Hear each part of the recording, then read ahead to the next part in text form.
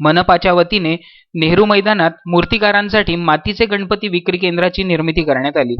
याची पाहणी करण्याकरिता गुरुवारी मनपा आयुक्त प्रशांत रोडे यांसह पर्यावरण संवर्धन अधिकारी महेश देशमुख, जनसंपर्क अधिकारी भूषण पुसतकर, अतिक्रमण पथक प्रमुख अजय बनसेले, बाजार व परवाना अधीक्षक उदय चव्हाण यांनी केली।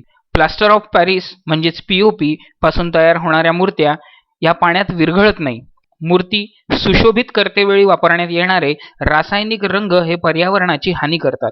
त्या अनुषंगाने याबाबत विविध स्वरूपाच्या उपाययोजना करून गणेशोत्सवादरम्यान मातीच्या मूर्तीचा जास्त वापर व्हावा याकरिता मनपा जनजागृती करीत आहे। याचे फलस्वरूप म्हणून काही मूर्तिकारांकडून मातीच्या मूर्त्यांची निर्मिती करण्यात आलेली आहे। सन 2017 मध्ये 6000, सन 2018 मध्ये 8000, सन 2019 मध्ये 18000, सन 2020 मध्ये 53,000 तर ह्या वर्षी सन 2021 मध्ये गणेश उत्सवाकरिता अमरावती शहरामध्ये सुमारे 60,000 मातीच्या गणेश मूर्ती विक्रीसाठी उपलब्ध आहेत।